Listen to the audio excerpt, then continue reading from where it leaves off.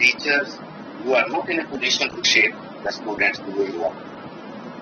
Therefore, its emphasis on 4-year integrated BEd program within the multi-faculty interdisciplinary framework will be essential. And it is stated that by 2030, this functional independent training is BEd colleges will be phased out. You know that most of the BEd colleges in India happen to be defunct. Actually, absentee students are there, and Verma Committee report had also clearly pointed it out some time back. Appointment of teachers will be only on merit. Harmful practice of excessive teachers transfers will be halted, and local teachers having commitment and education, knowledge of the local language and laws will be preferred.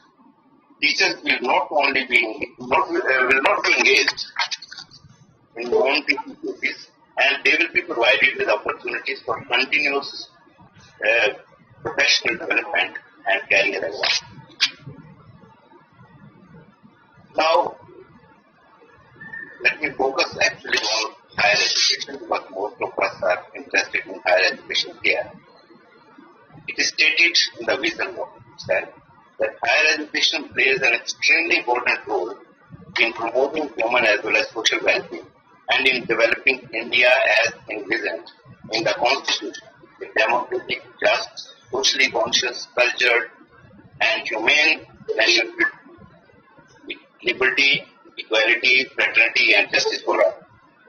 However, objectives of naturalism and socialism have been avoided, and they have not been mentioned in the National Education Policy 2020. Given 21st century requirements, quality higher education must aim at thoughtful, well-rounded, and creative individuals. It will enable the individuals to study one or more specialized areas of interest at deep level and also develop temper, creativity, and spirit of service and 21st century capabilities. Vocational subjects will also be emphasized along with technical and professional. And quality higher education must enable accomplishments and enlightenment, constructive public engagement, and productive contribution to society. However, it may be noted, whenever we evaluate a policy document, we need to examine whether the document identifies the weaknesses of the existing system and provides correct diagnosis and lays down broad framework for the resolution of these problems, that is the policy prescriptions. If there are some deficiencies in the vision and policy framework, it must be scrutinized in detail and alternatives suggested. It will be further emphasized politics should be kept out of the long-term policy document. It must be kept in mind that National Education Policy 2020 will be valid for at least 20 years more, and it should be in the national interest. Political party in power is at best for 5 years, and then it has to seek the new mandate from the electorate.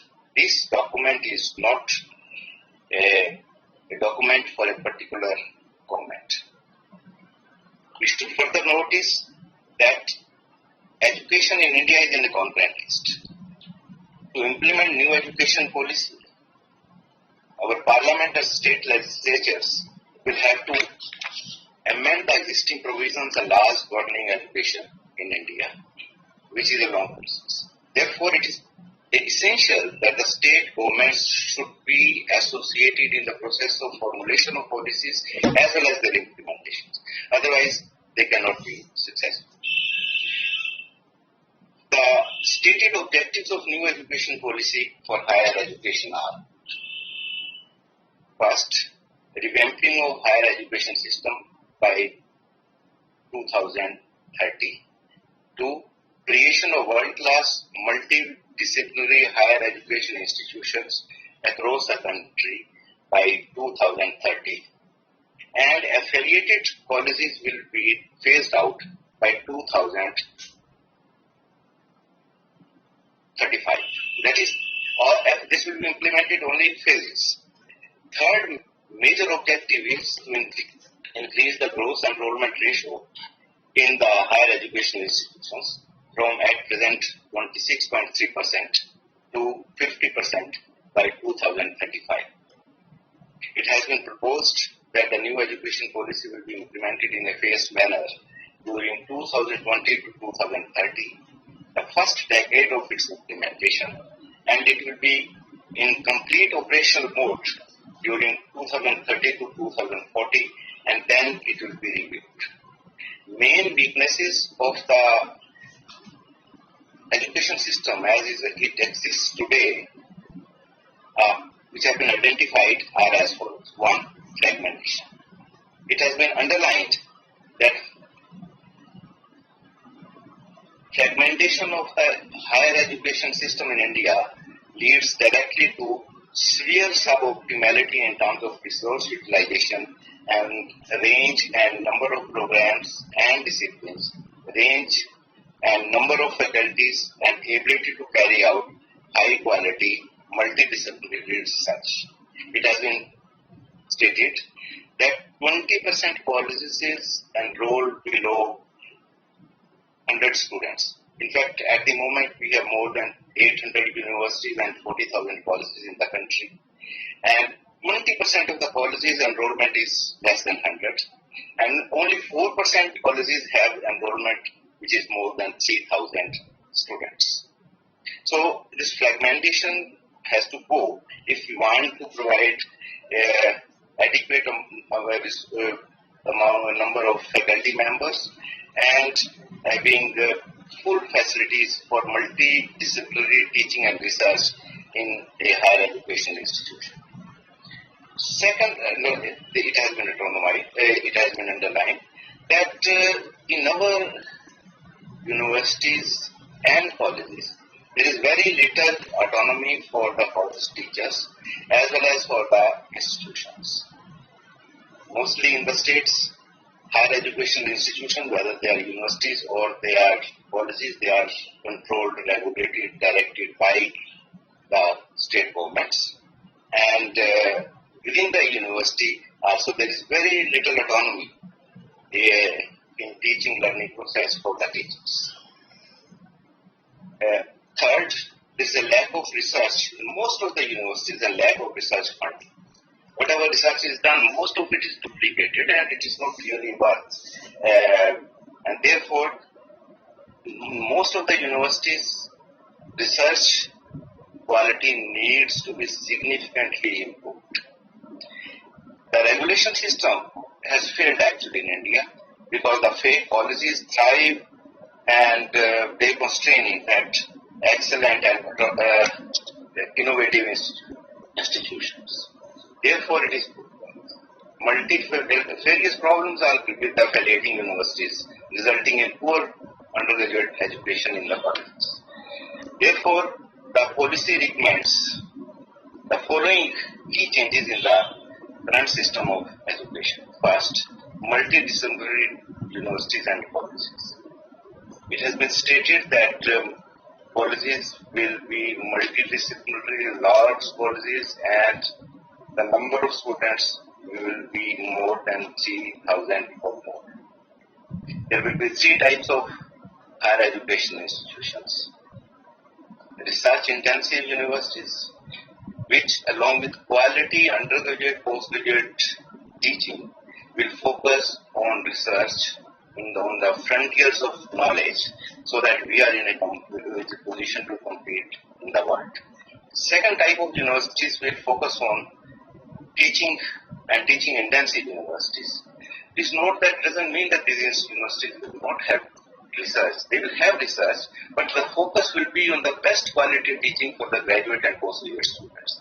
What is happening at the moment is that our teachers, for their promotion, say under career advancement scheme or for appointment, evaluations only how much papers we have published, whereas teaching is neglected actually, and therefore teachers remain concerned with producing papers, whether in the bogus, spurious types of research journals or whatever, instead of concentrating on quality of teaching. And quality teaching will be incentivized, and therefore the focus is that the teaching intensive universities will be and the teachers will be evaluated on the strength of the quality of instruction they impart. Autonomous colleges, degree granting colleges, they will focus on undergraduate teaching only. Even now, in the degree colleges also, when promotion is done, the CS is asked how many papers you have published. Whereas they have hardly any research facility, or this becomes incompatible with actually the type of teaching, the job they are asked. So incentivized job, they will be focusing only on undergraduate teaching and that one. Therefore, affiliation system, you see, when colleges are affiliated to different university sets a whole agenda. And that has it compromises seriously the autonomy of the colleges to innovate according to their own local conditions. And teachers are also not incentivized to give their best to use creativity in their teaching learning process. Therefore, affiliation system will be phased out, and by 2035, there will be no affiliated college. All colleges will be autonomous, and they will be degree awarding colleges at the undergraduate level. Further, it has been stated that top 100 foreign universities will be invited to establish their campuses in India. To me, it is not of great significance because for the last 10 years, we find that hardly foreign universities and the best universities in the world are really interested to come and establish their campuses here. In fact, the universities which have come here have come for business only. They are not interested in the quality of education. Therefore, multiple faculty disciplinary universities and colleges will be developed. And secondly, liberal undergraduate education will be provided. What is happening at the moment is that all the disciplines or branches, whether it is arts, science, social sciences, humanities, they are put in watertight compartments. And the students of one type cannot go to the other. So it will be, that is, emphasis will be on liberal education. And liberal education would mean that a student of science, physics, chemistry, and he can do music, arts, whatever is his interest area, he can do that course on the equal footing. It will not be secondary for his degree and curriculum. Therefore, liberal arts idea is great. It is there everywhere in the world, and we find that in some of the private universities which have been imparting liberal graduate education, the quality of students they are producing is much better. Then the instruction will be imparted in bilingual, that is the local language plus, say, at this level at English. Thirdly, the faculty and institutional autonomy will be provided. I have stated that already the quality, the autonomy, the type of autonomy at the moment we see in IITs, IIMs, or say in JNU type institutions. And if I contrast it with the regional colleges and universities, there are very different wavelengths. Well, they have no, in the regional universities and colleges, the quality of education imparted is mechanical. You cram, reproduce in the examination, you can get very good marks, but still your capacity to think and have develop your analytical capabilities is very limited. Therefore, it has been specifically underlined that teachers will be given full autonomy, as well as the institutions will have full autonomy to determine their curriculum within the national framework of curriculum, which will be decided upon by the standard setting organization at the national level. However, within that, the universities or higher education institutions will be free to determine what they want to teach. Similarly, the curriculum, pedagogy, assessment of the students, this will be a continuous process. Curriculum will be decided, developed by the teaching faculty. They will determine which is the best pedagogy to be used to teach, impart instructions to the students at that particular place, and then there will be continuous formative evaluation system within the framework laid down by the Higher Education Commission of India, and it's 4 units.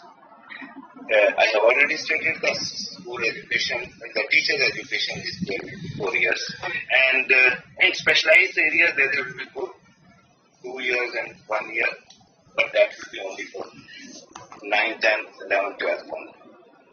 And there will be reaffirmation in the integrity of faculty positions and institutions, which would mean that there will be no contract appointments. All posts will be filled up. I will talk about it a bit later also. Because research in our regional universities in particular is compromised, and secondly, overall research in India is in a very bad shape. And it has been underlined by the policy document also that despite it being of critical importance, India is spending only 0.69% of the GDP on research. If you compare it, it is the lowest in the world. And if you compare it to the USA, which has 2.8%, Israel 4.3%, China it has 3 to 4%.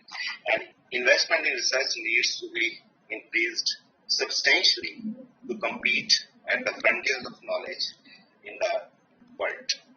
Policy visualizes that National Research Foundation will meet these challenges, and this will fund quality projects. It will provide seed money to the academic institutions to develop from the nascent stage to they will be monitored.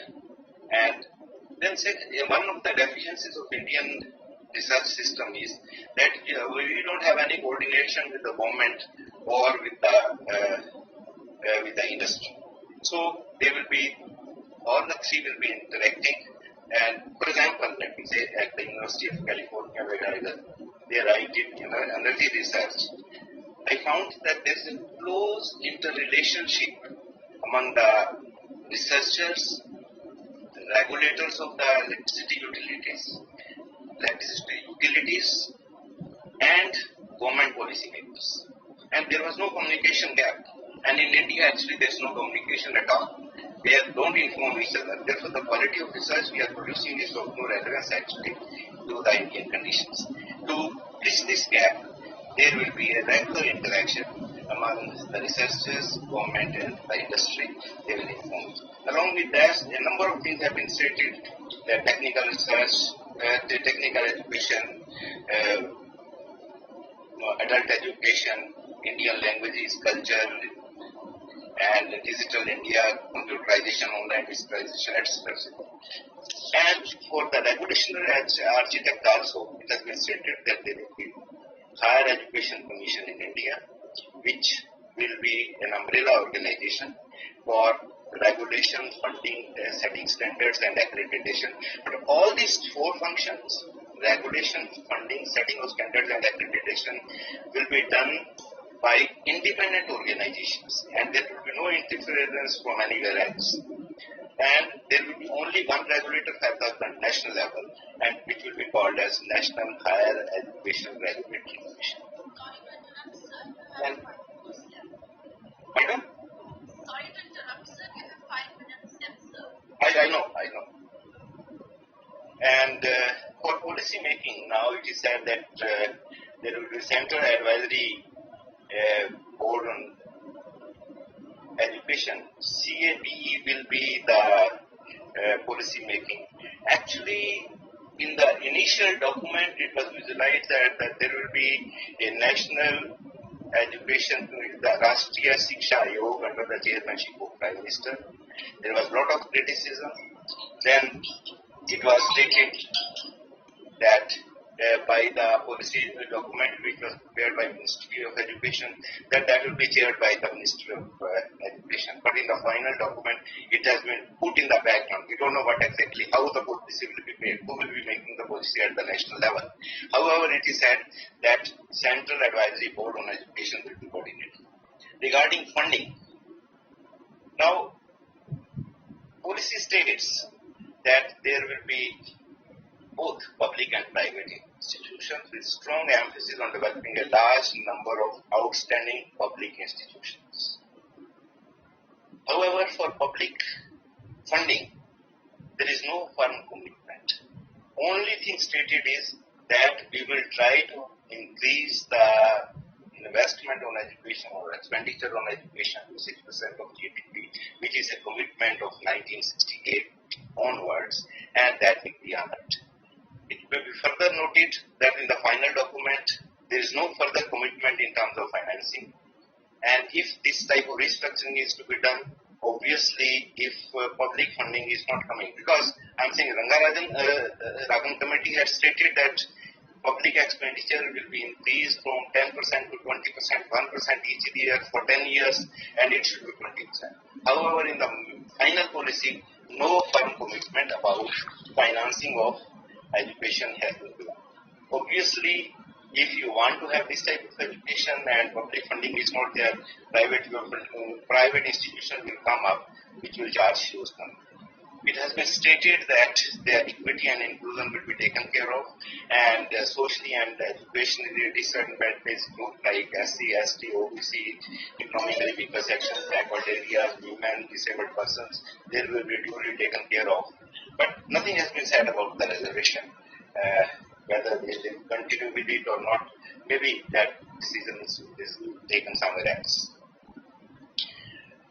The most of the criticism which we find is that there is no firm commitment to public education.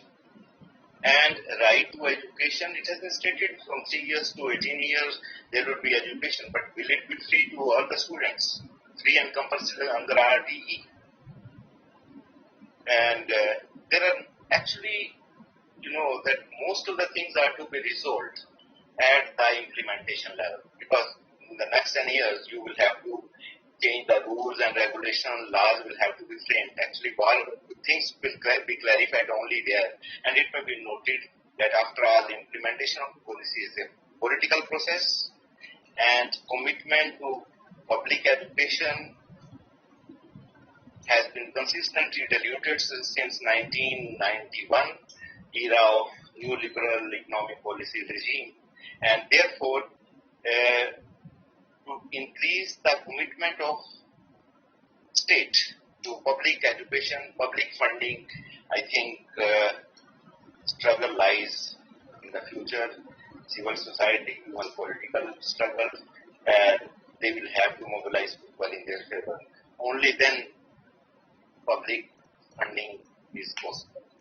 With these observations, I close. Thank you very much.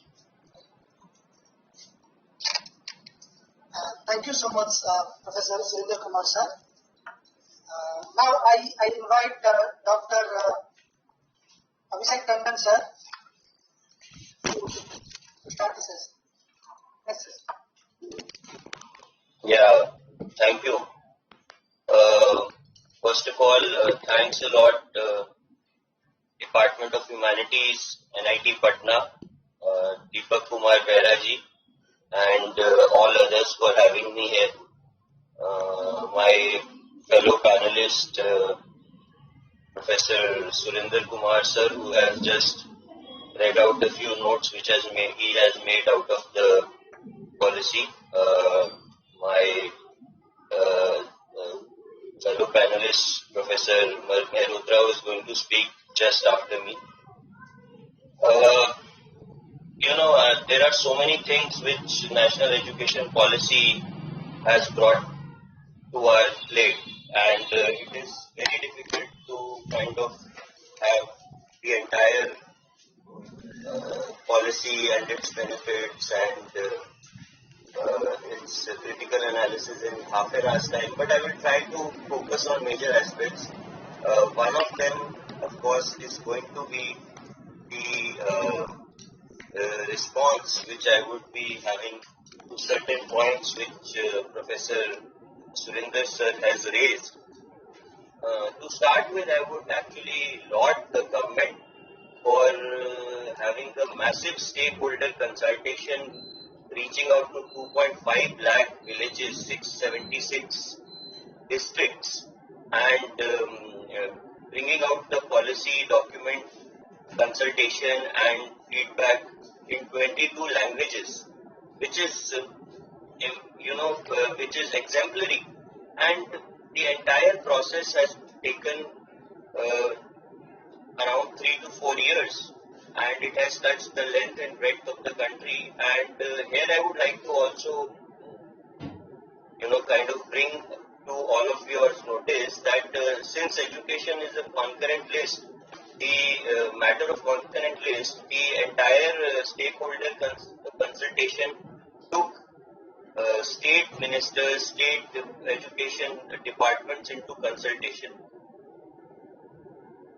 I have a comment which says speaker's volume is too low. Is it better now? Audible, it's audible. So is it better? Yeah, thank you. So these are various things which I would like to bring. If I have to summarize the entire education policy, I would say it is futuristic in nature. It is futuristic in nature. It is inclusive. It is digital, and more or less it has an indigenous value, which Professor Surinder sir said that allegations about certain allegations which he mentioned. So coming back to the policy itself, any policy, if you have to actually read any policy or understand any policy, since the topic is understanding the policy, there are three aspects to it. First is the preface, second is the policy itself, the content, and third is the implementation aspect. The preface of the policy is the most important part. Why actually we need a policy document suddenly after, let's say, 25, 30 years. Now, this is something which has been very nicely explained in the policy document of 66 pages. Also, if you go back and read the draft policy, it was much more well explained in advance and in detail. So, I would just like to highlight a couple of points here. Since 1986, when we had the last education policy to the date, we are facing a lot of problems. Highlighting a couple of them. One of them is that we are creating people who are graduates, we are creating students who are postgraduates, but somehow these graduates and these postgraduates are not employable. And these employability skills were lacking in these graduates and postgraduates, and that is the reason why the education policy speaks a lot about skill. It is, it actually feigns to share with all of you that our graduate students hardly have any knowledge of writing even a page, or they have very less knowledge on Microsoft PowerPoint, Microsoft Word, Excel. These skills have to be instilled in them. On the contrary, if you see technology students like NITs or IITs, these people were only being taught the technology aspect and were not accustomed to the societal values. And it is absolutely privileged to see that NIT in Patna is having a humanities department also. This is what the national policy, education policy actually envisages, that there has to be a link between various subjects. So coming to the school part, I will not take more than 5 minutes on school. I have to highlight a couple of important points. The first point which I want to highlight in the school education part is that government has institutionalized early childhood care and education. Now, what is the meaning of that and how is it going to impact? All of us have heard about kindergartens and Mother's Pride and these brands. But if you see, majority of the people who actually go to these big brands or kindergarten schools are people who are from well-to-do families, people who are from disadvantaged groups, and people who are from economically weaker classes do not actually get the opportunity to join students at kindergarten level. And what happens is that these students, when they meet the normal students at the age of say 4, 5, 6 in their nursery and KG, they are already lagging behind. And this gap continues till their graduation, and this is the reason why we see that in the economy the rich is getting richer and the poor is still getting poorer or maybe not improving its state. There are other issues. So this is now institutionalized where actually now every student will get this kind of education. We will have a special economic zone for disadvantaged group and groups where special education zone. SEZ mentioned in the policy is special education zone for disadvantaged groups. Now, the third most important aspect is about the inclusion and about the right to education, which Professor Singh pointed out. See, there are certain things which I would like to highlight in the education policy. One thing which is there is getting the students back to the system and having a GER of 100% by 2030, which means that no one will be left out. Now, how will that happen? We see that during majority of the times we see when we are seeing some construction site or some working site, that people involve their children at a very tender age of 10, 12 in some kind of labor work. And how these people are going to be brought back to the education system. Whenever we go and talk to them, they are always having this worry that if we send our students to school, then who is going to earn for us? So government has fixed a special fund which will be subsidizing and bringing back these students to the education system, and the amount of money which they were earning for their family will be given to them by the government. These are some steps which government has taken in the early childhood, in the school education part. There are many other aspects in the school education part which I want to touch on, but since the time is less, I would just take one more point, the point where literacy is not only signing your document. आज के जमाने में literacy का मतलब आज क्या है कि अगर आप अंगूठा लगाते हैं तो आप इलिटरेट है, अगर आप साइन कर सकते हैं तो आप लिटरेट है. But things will now change. The concept of numeracy has been brought in, and this numeracy is basically bringing children with the numbers, logic, skills, coding, bringing in high-tech advanced topics like artificial intelligence, machine learning, not at school level, but at the higher education level, but preparation for these will start at the school level. Now, the most important, as most of us are from the higher education background, is what is there for the higher education. See, there are various things which government has suggested at the higher education level. The biggest game changer is going to be the multidisciplinary part. Now, all the institutions will have a multidisciplinary nature of imparting education. As correctly mentioned by Professor Singh, by Professor Kumar, that we have almost 40,000 colleges, and majority, let me tell you, 40% of these colleges are single faculty. That means they are teaching only one course, and there is a comprehensive approach which government is going to follow in actually reducing these colleges and bringing all the education institutions to around 15,000. So this is one thing which is a game-changing approach. Second, which I would like to mention here about is the academic credit bank. ACB is going to be just like the biggest, you can say game changer in mobility of students. Why ACB? ACB is going to be an academic credit bank. The moment student enters to college, the student will be issued a permanent number to him, which is going to be a unique number of a DigiLocker, just like your PAN card, FRAN card. And this number will be there for the student for his entire education.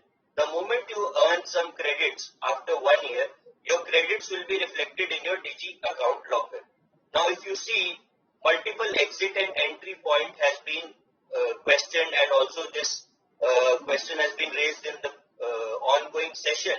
So what exactly is multiple exit and entry? Let us say that I have taken admission in first year in some college, and due to some family problems or some other problems, I do not intend to continue.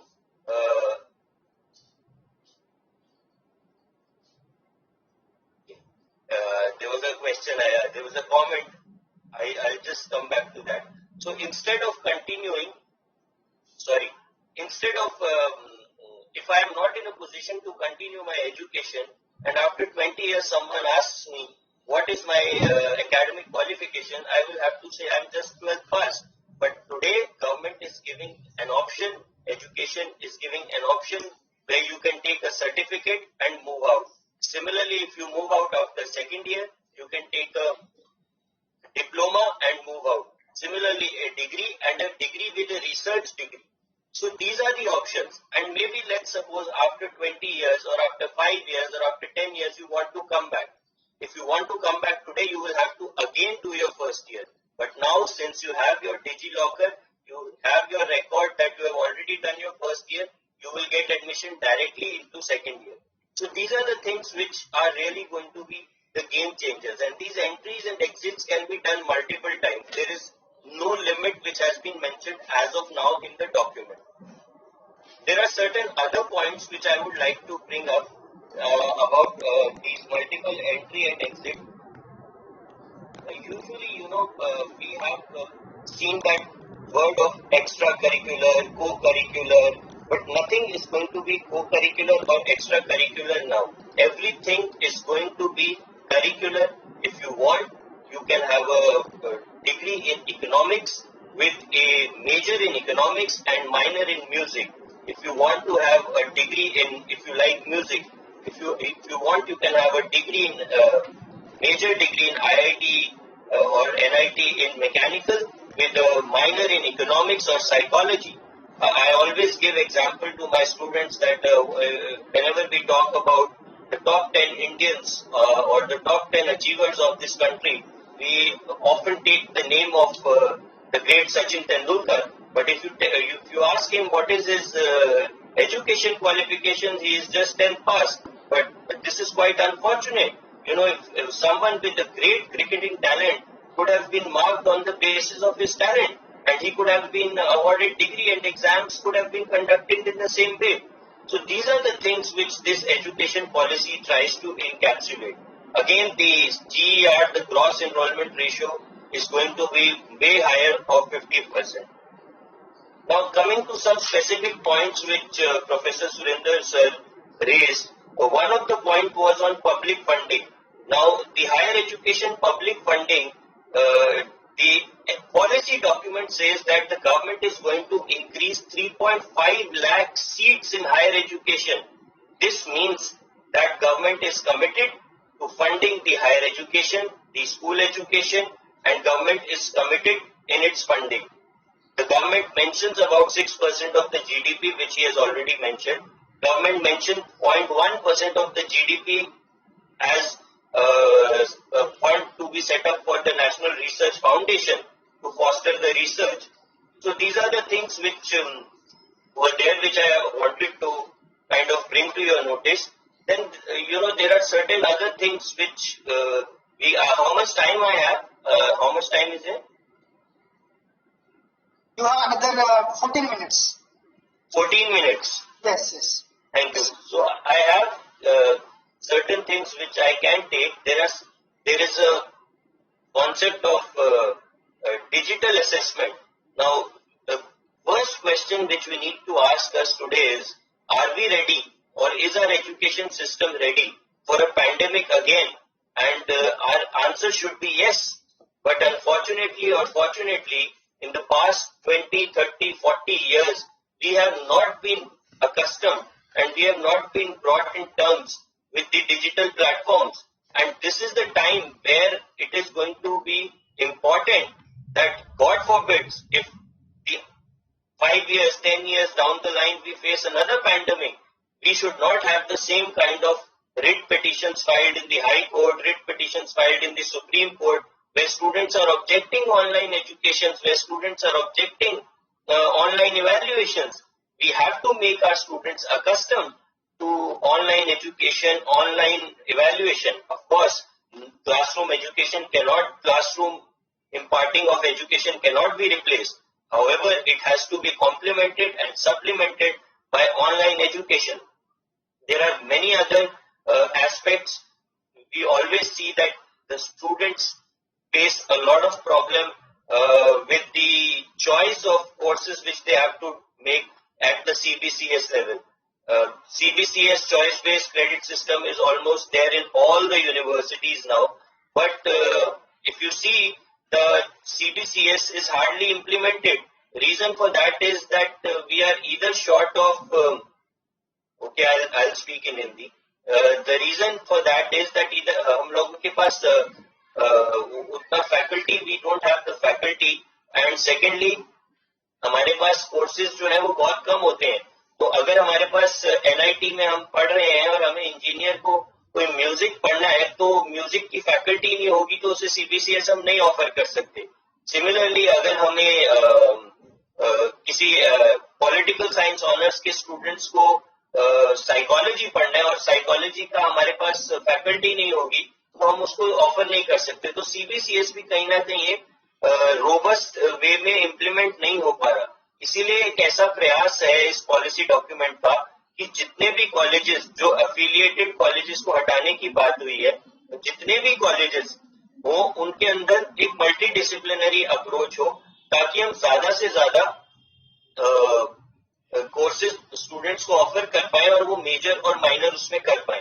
कहीं ना कहीं एक बहुत अच्छी बात इस education policy में जो है वो है एक जॉब क्रिएशन की. भाई ये जॉब क्रिएटर बनना एक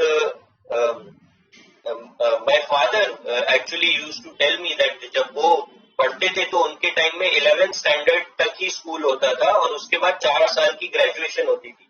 तो बाद में 1986 में 12+3 हो गया क्योंकि उस जमाने में बहुत कम लोग होते थे जो गवर्नमेंट जॉब में जाना चाहते थे क्योंकि सैलरीज इतनी ल्यूक्रेटिव नहीं होती थी. तो लोग अपना बिजनेस सेटअप ज्यादा करना चाहते थे. तो सरकार को ऐसा लगा कि किसी को और 5 साल 4 साल खींचने से अच्छा यहाँ पर ब्रेक करना चाहिए. लेकिन आज भी एक ऐसी परिस्थिति है जब सरकार और सरकार के अंदर बैठे हुए जो हमारे विभिन्न विभागों के मंत्री हैं वो हमसे बार बार कहते हैं स्टूडेंट से कि देखिए नौकरी तो है लेकिन सबके लिए नौकरी सरकार अरेंज कर पाए ये भी एक पॉसिबिलिटी नहीं है. इसलिए आप जॉब सीकर के साथ साथ जॉब क्रिएटर भी बनिए और इसके लिए एक इंक्यूबेशन फंड की जो व्यवस्था इस एजुकेशन पॉलिसी में करी गई है जिसमें आपके पास अगर कोई अच्छा आइडिया है, आपके पास अगर कोई अच्छा प्लान है तो आप उसको उस प्लान को आपका कॉलेज ही फंड करेगा और कॉलेज आपको पैसा देगा आपके अपने प्लान को परस्यू करने के लिए. और ये बहुत सारी यूनिवर्सिटीज और डिपार्टमेंट्स में हो रहा है. ये DU के कई कॉलेजेस में हो रहा है, कई IITs में हो रहा है और ये फंडिंग सरकारें कर रही हैं.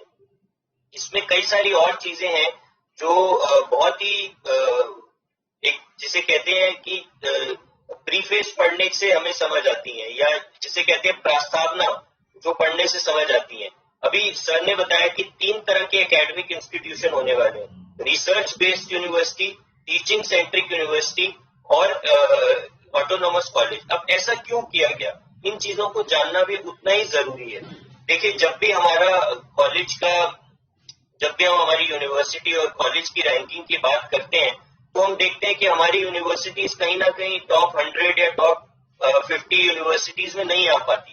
और इसका जो एक बड़ा कारण है, जो एक ये मापदंड है जिन पे ये टॉप 100 टॉप 50 का मूल्यांकन होता है, उसमें कहीं ना कहीं भारत के जो विश्वविद्यालय हैं वो पीछे छूट जाते हैं क्योंकि ऑक्सफोर्ड, जॉन हॉपकिंस और ये बड़े बड़े जो विश्वविद्यालय हैं ये रिसर्च फोकस विश्वविद्यालय हैं और हमारे देश के ज्यादातर विश्वविद्यालय जो है वो टीचिंग फोकस्ड विश्वविद्यालय हैं.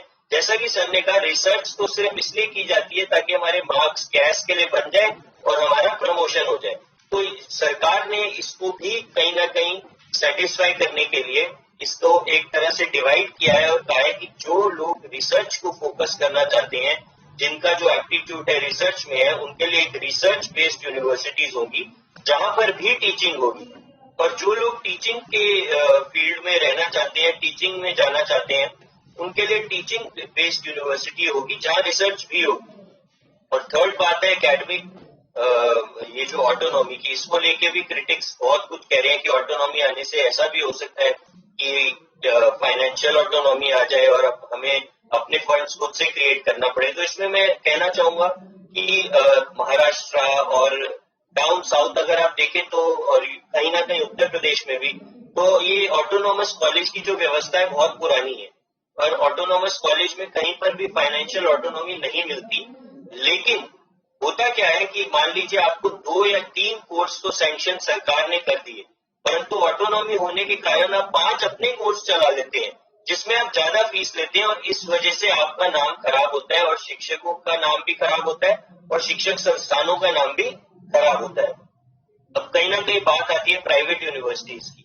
देखिए, प्राइवेट यूनिवर्सिटीज हमारे देश में आज से नहीं है, आज से 100-150 साल पहले से डेक्कन और ये बड़े बड़े नाम टाटा, बिरला, ये एजुकेशन में है।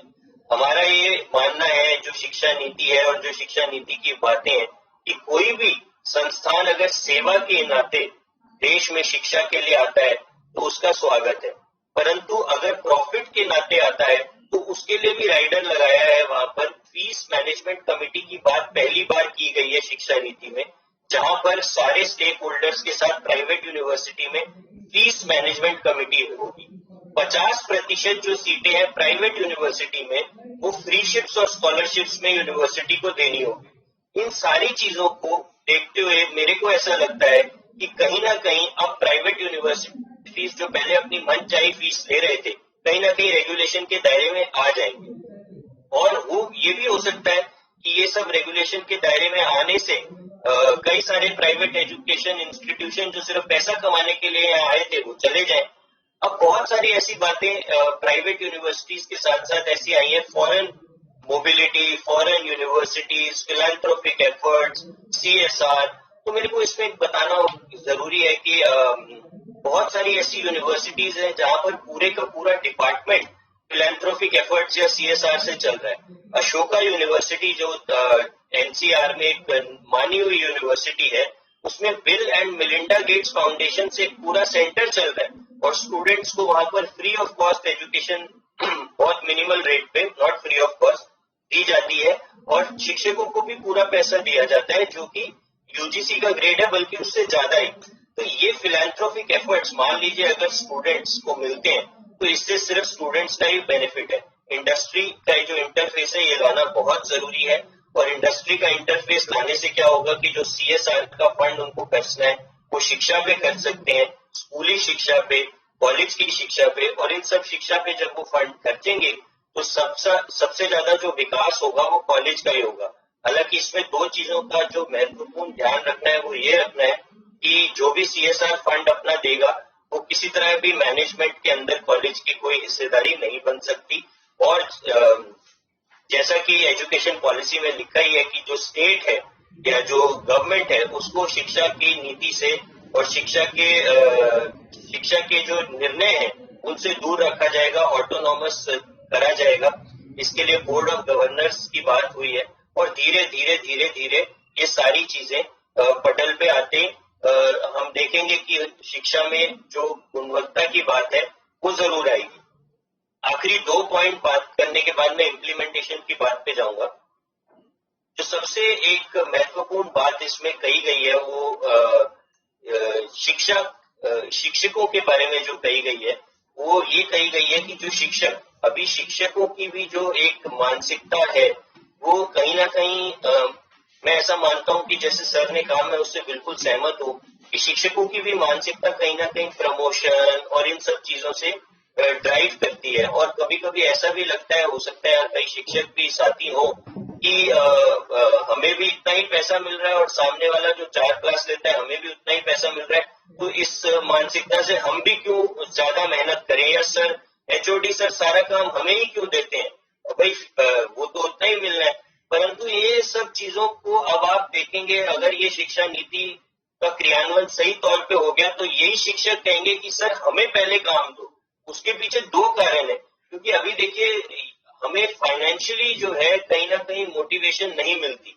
परंतु अब इस शिक्षा नीति में ऐसा दिया गया है कि जो आपकी एक बेसिक शिक्षक की जो पे है वो तो आपको मिलेगी, परंतु अगर आप ज्यादा काम करते हैं, कुछ ज्यादा एफर्ट डालते हैं, कुछ अच्छा रिसर्च आर्टिकल लिखते हैं, कुछ अच्छा ज्यादा क्लासेस लेते हैं, कोई नया मूव का कोर्स डेवलप करते हैं, तो आपको इंसेंटिवाइज करेगा आपका इंस्टीट्यूशन। तो इससे आप अपने आप देखेंगे, स्वयं से देखेंगे कि शिक्षकों में एक जागरूकता बढ़ेगी और शिक्षक अपना काम करेंगे। मुझे तो कभी कभी सोच के डर लगता है, जब मैं अभी सोशल साइंस के प्रोजेक्ट्स देखता हूँ और प्रोजेक्ट्स और रिसर्च देखता हूँ, तो मेरे को लगता है कि अगर इस तरह की रिसर्च ही साइंस में होती कि सिर्फ पॉइंट्स और मार्क्स लेने के लिए लोग रिसर्च कर रहे होते, तो शायद कोरोना वायरस की वैक्सीन तो कभी बन ही ना पाती, क्योंकि असली रिसर्च तो पटल पे हो ही नहीं रही होती। तो इन सब चीजों के साथ साथ कहीं ना कहीं निराशा तो आती है, लेकिन कहीं ना कहीं आशा की भी एक लहर आती है जब देखते हैं कि अगर ऐसे देश में एकदम एक वैश्विक रूप में महामारी आई और कई देशों के साथ साथ भारत ने भी अपने 3 कैंडिडेट वैक्सीन के बना लिए, तो 3 कैंडिडेट बनाए, तो इसका मतलब भारत के अंदर कहीं ना कहीं अच्छी दिशा में रिसर्च भी हो रही है। अब इम्प्लीमेंटेशन की बात करते हैं। किसी भी पॉलिसी के अंदर इम्प्लीमेंटेशन की जो बात है वो बहुत इम्पोर्टेंट है और उस बात का जिक्र करना बहुत उचित भी है, और उसके ऊपर ही सारा कुछ इस दारोमदार का, इस पॉलिसी का कोई मतलब नहीं है अगर इसका क्रियान्वयन ठीक तरह से नहीं होता। हालांकि इस डॉक्यूमेंट के बारे में एक जो खूबी है, जो सर ने भी मेंशन की मेरे से पहले, कि इसमें एक टाइमलाइन दे रखी है। अभी आप लोगों को जान की खुशी होगी कि नेशनल करिकुलम फ्रेमवर्क जो बनने वाला है उसकी वो बन चुका है और उसके ऊपर काम हो चुका है।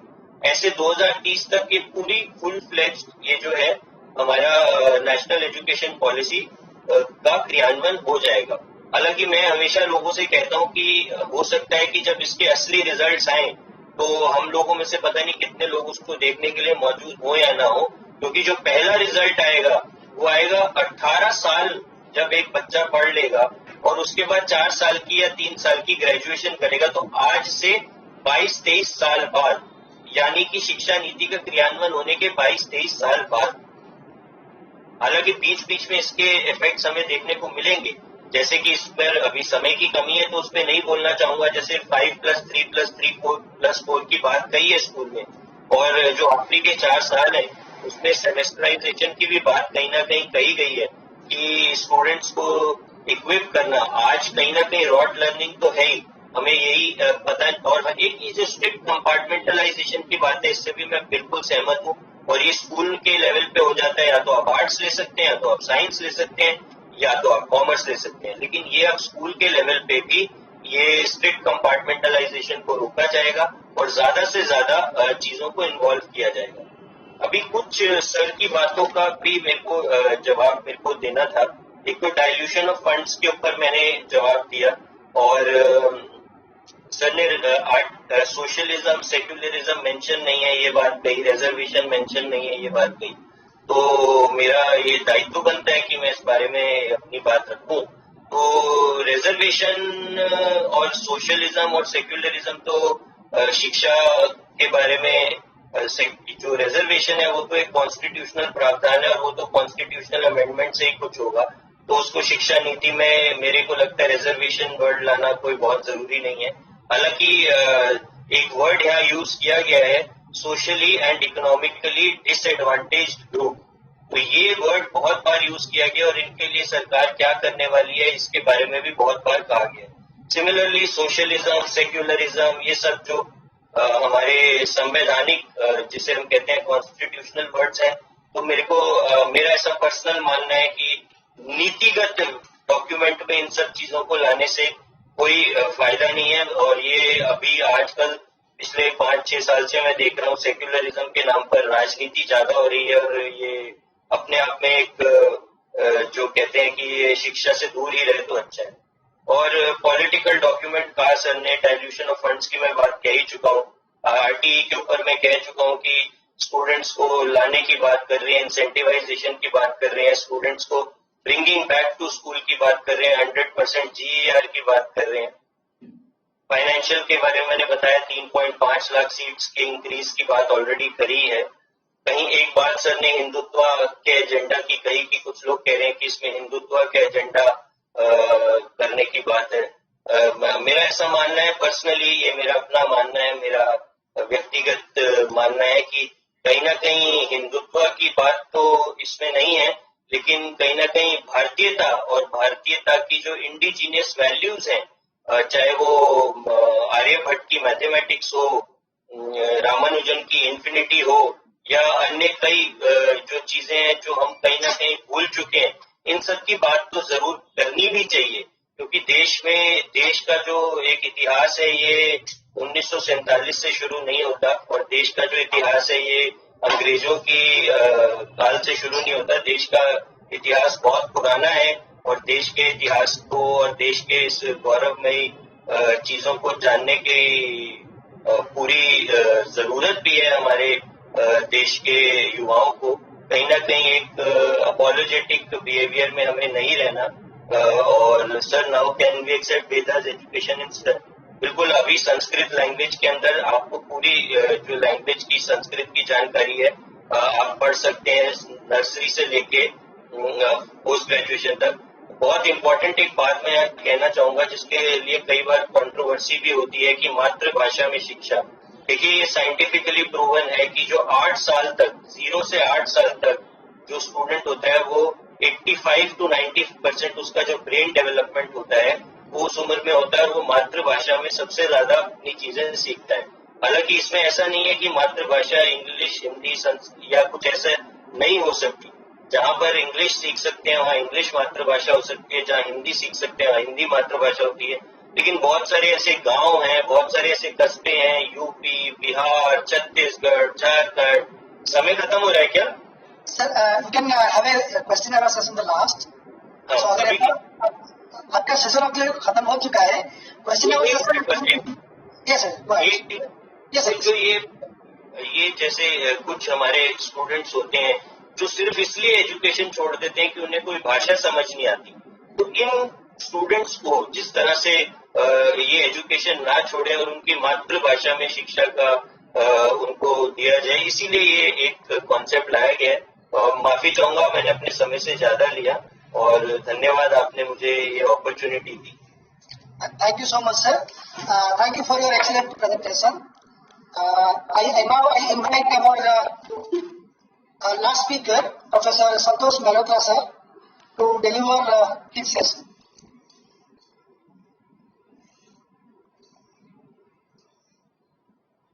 Sir, your voice is not audible. Your voice is not audible, sir. So please unmute your microphones.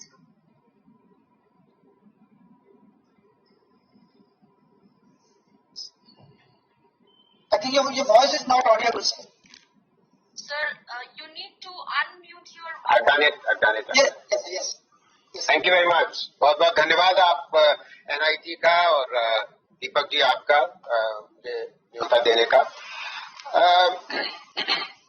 देखिए, हमारे दोनों पूर्व वक्ता जो थे उन्होंने कुछ समय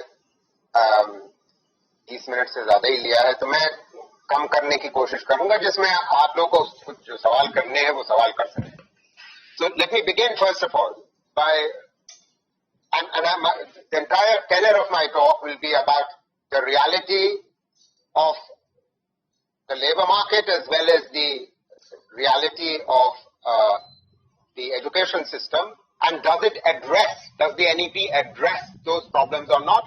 I'm not going to go, section by section, though I will be looking at each of the each of the levels of education as I proceed. Now, the first challenge to my mind, which this country faces, and you students face, is the following. That we call ourselves a young country, and our mean years of school, sorry, not mean years of schooling, but the average age of our population is about 26 years. And we have already been in our demographic dividend for about 40 years, because our demographic dividend began in the early 1980s. It's around only for 20 more years.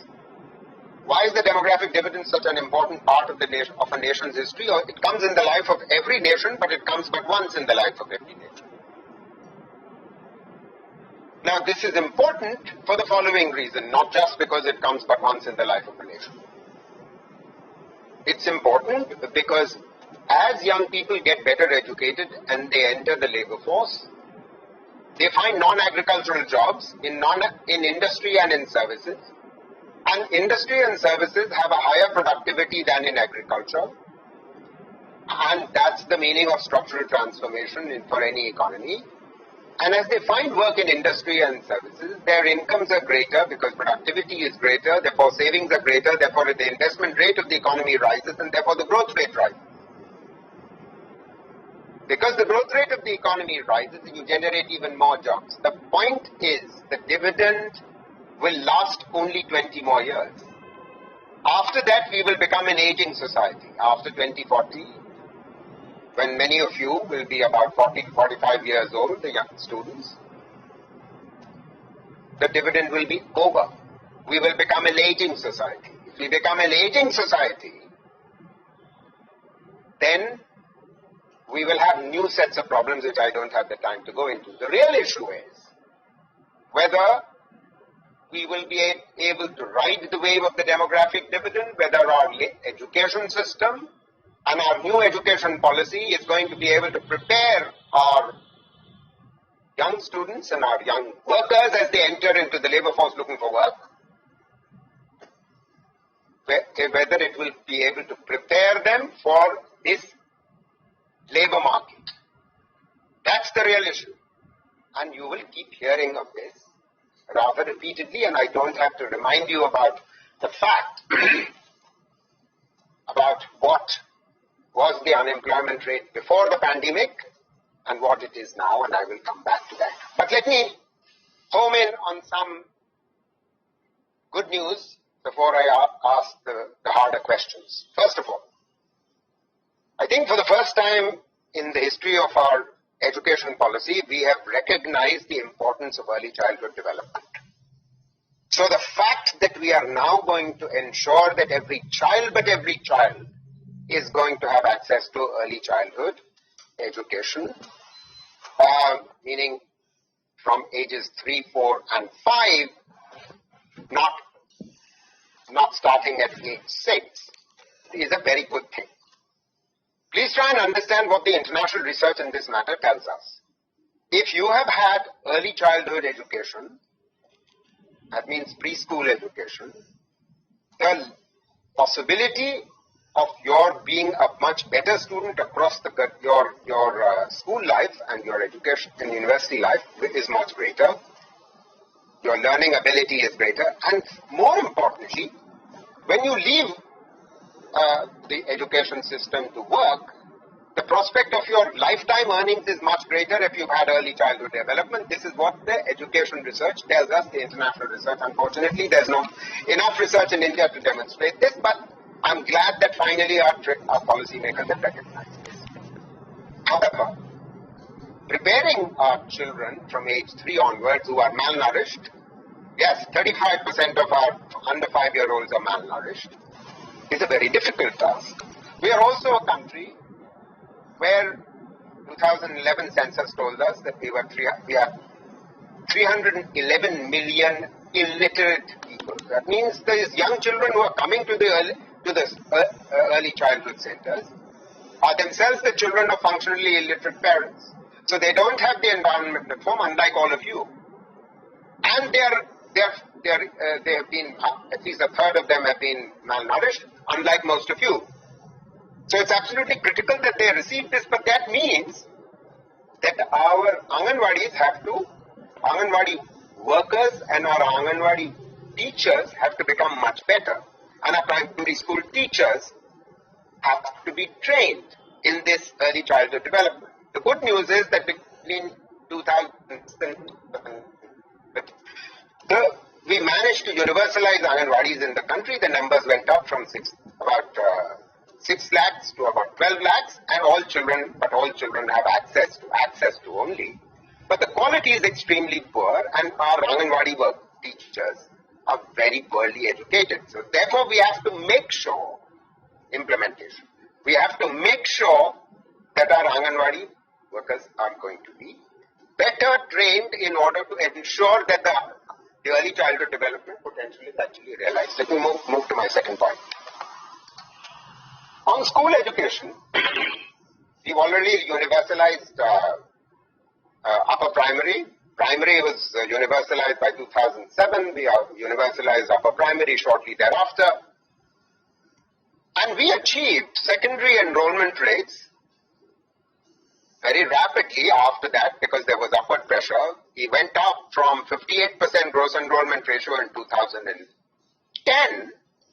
Within 5 years, we had achieved 80 to 85% secondary enrollment rate. So when I look at the new education policy of 2020, and it sets out the goal of 100% GER in secondary by 2035, I'm in a bit of a shock. I'm wondering, have the makers of the policy not looked at what the data is? It took us merely 5 years to go from 58% to 85% secondary enrollment, that is classes 9 and 10. And it will take us now 15 years to go from 80% to 100%. Question which I think remains to be answered. In the interest of time, I'm going to move on. School education is a focus on learning and also the ability to learn, the learning to learn. That phrase is actually used in the NEP, and as an educationist and as an education economist, I was particularly pleased to hear that. But I was a bit puzzled when I saw that there will be state school board exams in classes 3, 5, 8, 10 and 12. That means you're, in other words, going to make the system even more exam oriented. You want to take away the pressure of exams from the children, but you want to make them now go through statewide exams in class 3, in class 5, in class 8, which are the new additions apart from the classes 10 and 12. I think this needs to be considered seriously and reconsidered. My final point about school education before I move on. The reason why children don't learn in schools, I think everyone in this audience must be knowing about the ASAR surveys that our 5th class children don't know second grade reading, don't have second grade reading ability and second grade math ability is the following. Something which the NEP barely recognizes, doesn't even mention the word. Teacher absenteeism in the Sarkari school system. The teacher absenteeism was 26% on average in 2004. It was roughly the same in 2010. And all the most recent surveys suggest that the number has not changed. If the teachers themselves are poorly educated and if they don't even turn up to teach, why are you suddenly going to, why are you suddenly believing that all these teachers who don't teach are going to be able to prepare our young children for exams in class 3, class 5, class 8? And this issue is not even addressed in there. There's a mention of accountability. The result of this phenomenon of poor quality learning and teacher absenteeism is the following, that between 2011 and 2018, in the country, government schools lost 24 million children. And the private schools gained 21 million children in that age group between 2011 and 2018. The parents are voting with their feet. They are leaving the government schools. So this is yet another question for the policymakers and those who will implement the policy. Let me quickly move to higher education. There is in the NEP a goal expressed that we want to achieve 50% gross enrollment ratio by 2030 in the next 10 years. Now, I want to tell you what the reality is. What is interesting is that in 2006 we had gross GER in higher education of 11% of the relevant age cohort of 18 to 23-year-olds. It shot up within a matter of 10 years in 2016-17 to 26%. 26% of a rising cohort.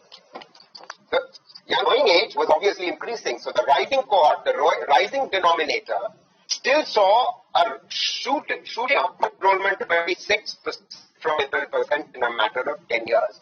Now we want to go from 26% to 50% in a matter of 10 years. That means we want to see even greater massification, when we know perfectly well that how this massification from 11 to 26% happened. It happened on the strength of the growth of thousands of affiliated colleges. There are now 42,000 affiliated colleges in this country. Most of them are increasingly private. And would you believe this?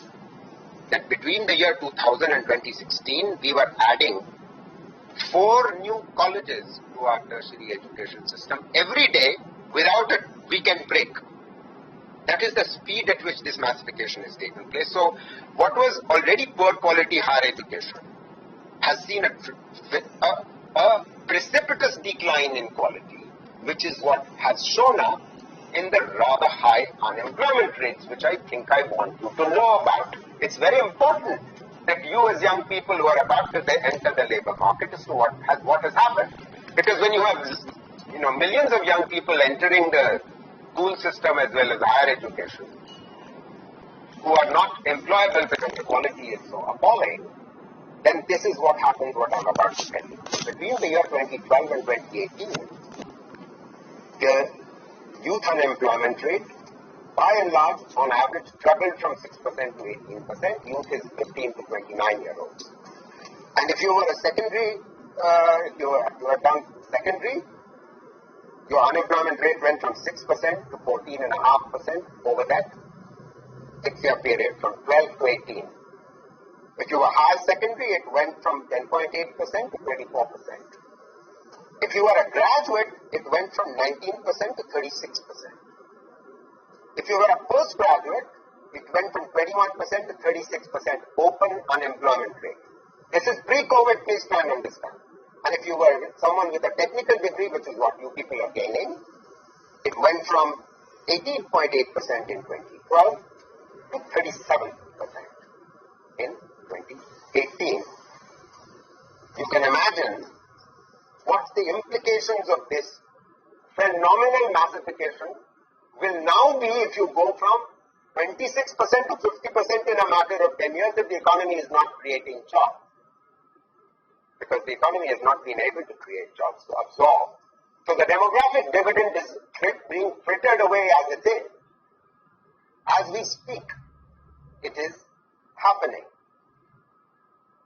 I won't say very much more than this other than speaking about internationalization. There's a paragraph about internationalization. What's going to happen as a result of the pandemic is that fewer students who used to go abroad, and only 0.7% of all tertiary education potential students actually go abroad.